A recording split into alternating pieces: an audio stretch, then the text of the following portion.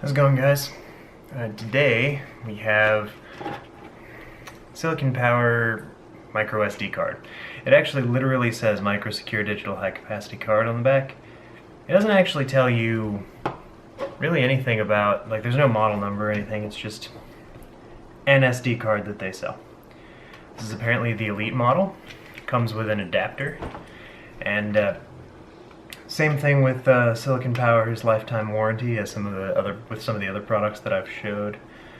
This is a Class 10, or I believe ultra high speed rating 1, which is the same as Class 10. Has another free iPad Air offer on it. These products might be a little bit old, or at least the stickers and stuff. It boasts an 85 megabits or megabytes per second read speed on the box. There's a person who's very happy. It looks like they have wings made of SD cards, so that's cute.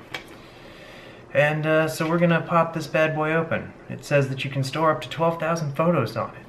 It's just 32 gigabytes. So packaging, same as a lot of their products. They pretty much just sort of unfold. In here we have nothing of note. There's a little QR code inside the box for registering your product. If this is anything like their flash drives, it'll most likely also be on the SD card. There'll be some software, but looking at the SD card, pretty standard. So it's just an SD card. It looks pretty well made. You can't actually see the chip through the back of here, which is actually pretty rare. Usually you can, if you sort of look at it just right, you can see the chip, but they seem to have made some effort in concealing that a bit better. This particular model comes with an adapter. The adapter is an adapter. I mean, it feels like an adapter. There's not a lot to it, really. The card fits snugly in the bottom. And that's about it for this. We'll do a review on this little guy, and this will be attached to this video since most of these are going to be, I'm going to attach the video and the review the same, because that. So anyway, enjoy, and you'll see some of my thoughts on this guy coming up next. So here we are going through the 1 gigabytes test using Crystal DiskMark. I don't really expect this to be anything crazy, but I do expect to see something pretty similar to, you know, what we're looking at as far as what they claim, which I believe Silicon Power is claiming approximately 80 megabytes per second write speed, read speed, etc. So we're going to kind of see how that looks. I know that some of the SD cards do have a problem with some of the random tests, just because they're not really, the architecture isn't really built for that. So we're going to kind of look at that and see if we get anything at all. If we don't, that's fine, but, you know, we'll just take a look at this test real quick as this is going, and we'll see what it does. So here we are. And so what we see here in the final test really is pretty close. I think maybe what Silicon Power really meant when they said up to 80 megabytes per second was probably just the read speed. Write speed's actually not bad.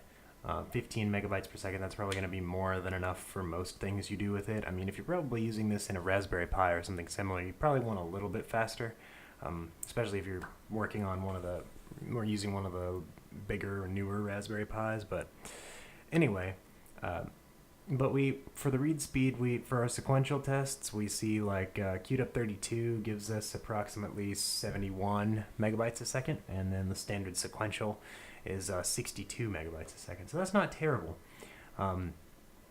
It's kind of like what we would expect. I actually had a 50 megabytes or megabytes,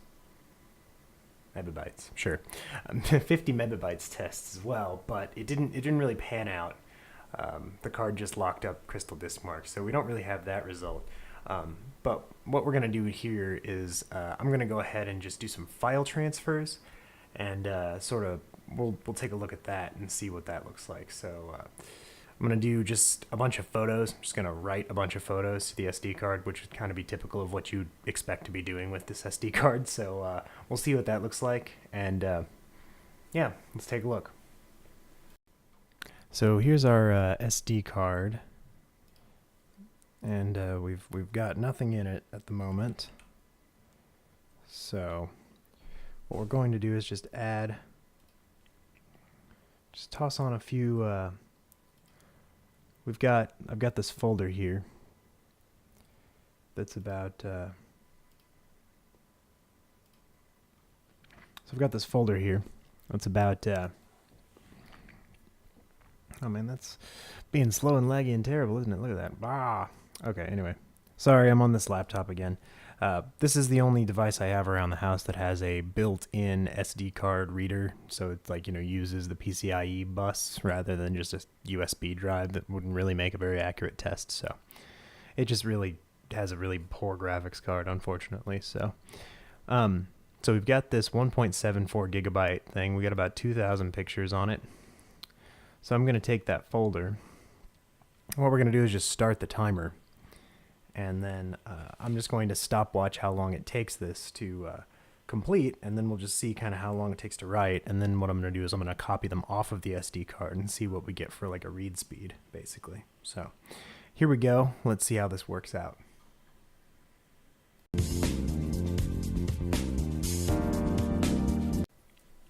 So with our file move test here for the writes, it looks like we've hit 9 minutes 50 seconds on my stopwatch when this file move completed. And with the 1.77 gigabyte payload, that gives us about, if you're going to pull out the calculator, about approximately 3 megabytes per second, which isn't too shabby for writing. And next what we're going to do is just a real quick read test, and then I'll give you my final thoughts, and that'll be done. Right. Okay, so as you see, we still have this pics folder on my SD card, and here's sort of a image of what it looks like as far as like how much data we have, things like that. And if we look down here, I've just got a folder that I set up on my local drive here. This is a Samsung Evo 120 gigabyte SSD, I believe. It's an Evo. I can't remember what size it is, though. It might be 238, so 240 gigabyte SSD. It's a Samsung Evo. I can't remember the exact specs on it, but I know the specs are about 500 megabytes per second read and about the same with writing, so it's pretty fast. And so we should get a pretty good non-biased test. But I'm basically going to do the same thing. I've got my stopwatch here on my lap. I'm going to reset that, and then I'm going to copy to that folder and start the stopwatch. See how long it takes us. Obviously the Windows file copy is kind of pretty generic. I was going to use Terracopy like I've used in the past, but I didn't. So anyway, so right out of the gate we're seeing about 25 to 30 megabytes a second, but we'll see how that actually factors out once the time is done. So let's go ahead and let this run for a second, and we'll see what happens.